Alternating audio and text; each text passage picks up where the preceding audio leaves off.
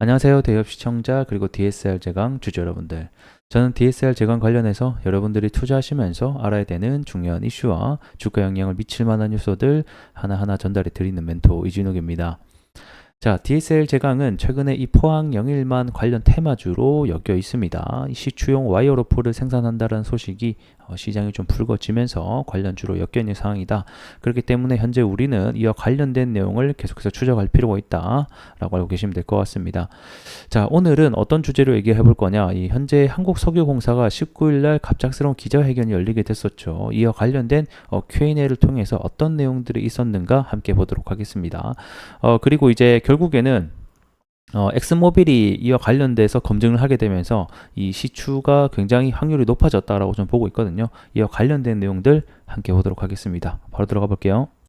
자, 6월 19일 날 진행됐었던 이 석유공사의 브리핑 내용 함께 보도록 하겠습니다. 원래는 21일 오늘이죠. 전략 K 개발 요거 말고는 뭐 딱히 잡힌 일정이 없었는데 갑작스럽게 기자회견을 열면서 좀 브리핑 좀 하겠다라고 밝혔습니다. 그래서 해당 이슈 때문에 이 관련주들이 대거 당일날 좀 상승이 나오게 됐었죠. 그래서 내용을 보게 되면 갑작스럽게 브리핑을 한 이유가 뭔가요? 물어봤다만 시추 및 탐사 작업을 하는 데 있어서 이 리스크 분산을 위해서 갑자기 열게 됐다. 이 리스크 분산이라는 건 제가 한 차례 또 말씀드린 바가 있는데 결국에는 시추 작업을 하는 데 있어서 정부 돈만, 그러니까 우리 국민의 세금만 들어가게 됐을 때 실패하게 되면 어떻게 되죠? 욕을 엄청나게 먹습니다. 안 그래도 지금 여러 가지 의혹들에 휩싸여 가지고 이 민주당 측에서 계속 공격을 하고 있고 이 국민의 60%는 반대를 한다라는 여론조사 결과도 있었죠.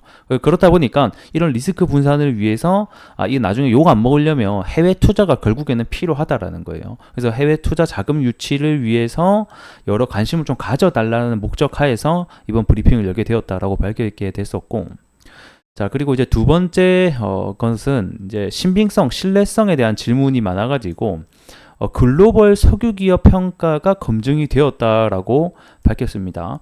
이때 당시에는 정확하게 어떤 글로벌 기업의 평가가 검증되었는지는 안 나왔는데 이 기자들이 정말 그 하나하나 꼬집어서 질문을 계속 하더라고요. 같은 질문을. 하고 이제 그 석유공사 사장님이 땀을 삐질삐질 흘리면서 뭐 결국에는 이게 어느 회사로 나왔죠?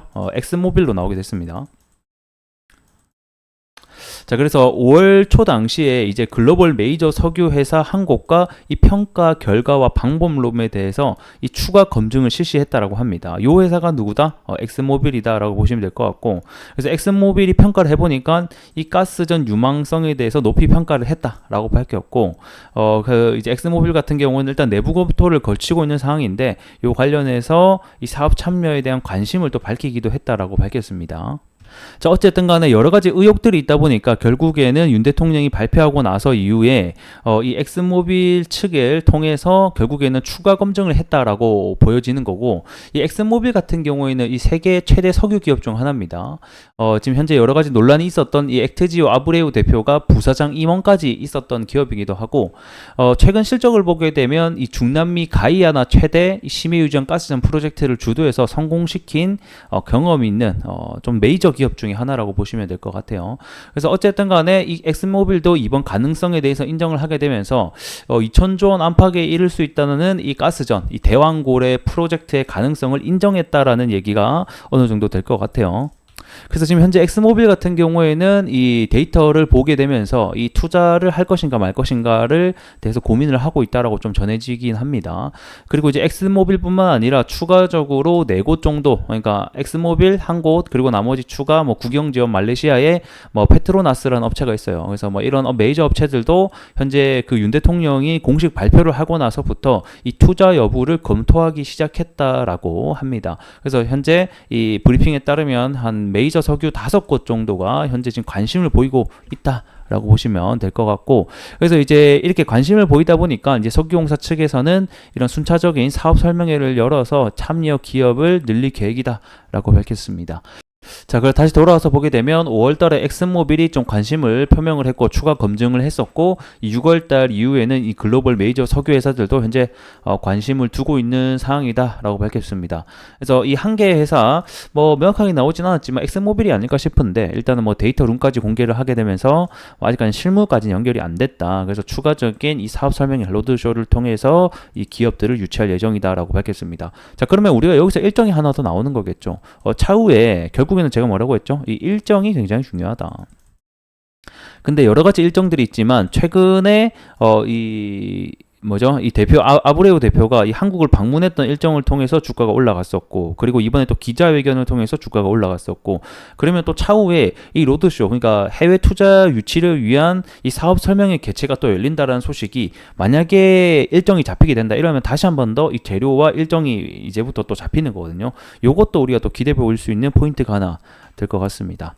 자, 그리고 이제 또 5월 초에 메이저 엑스모빌이죠. 이 자료가 뭐였냐, 그리고 추가로 더 봤냐라고 보게 되니까, 이번에 석유공사가 발표한 데이터와 액트지오가 낸 결과 해석에 대해서 결과를 검토를 했었는데, 뭐 어쨌든 간에 뭐 긍정적으로 답변이 나왔다라고 하죠. 그래서 현재는 조금 더 데이터를 보고 싶다라고 하면 일정 기간 동안 더 데이터도 오픈이 가능하다라고 얘기를 했습니다. 자, 그리고 이제 처음에 이 메이저 업체 엑스모빌이 어떻게 접촉을 하게 됐나 했더만, 일단 자기네들이 먼저 검증을 부탁을 했다라고 합니다. 그리고 이제 좀 이제 의혹이 나올 수 있는 게, 결국에는 이 아브레오 박사가 여기 당시에 근무를 했다 보니까 뭐 이렇게 좀 뭔가 있지 않았냐 하는데, 뭐 일단 관계는 없다라고 하게 되겠고, 무엇보다 이런 여러 가지 의혹들이 있다 보니까 이런 글로벌 스탠다드로 가야 되겠다는 생각 때문에 이런 식으로 검증을 했다라고 합니다. 자, 그리고 이제 여러 곳이 이제 관심을 표명했다고 하는데, 이 로드쇼를 추가하는 이유, 사업 설명회를 추가하는 이유가 뭐냐라고 했다만, 결국에는 우리나라 같은 경우에는 이런 심해 경험이 없기 때문에 여러 가지 기업들을 선택권을 가지기 위해서는 결국에는 이런 참여사를 넓히는 게 중요하다라고 밝혔습니다. 그리고 이제 우리 한국 회사들은 고려 안 하는가라고 얘기를 하게 됐는데, 결국에는 우리 국내에도 항상 오픈이 되어 있긴 하지만 이 국내 기업들이 사실 심해 경험이 거의 없다라고 봐도 되거든요. 그렇기 때문에 참여를 하더라도 사실 마이너 기업이 되는 거지 메이저가 되기는 힘들 듯 하다라고 얘기를 했습니다.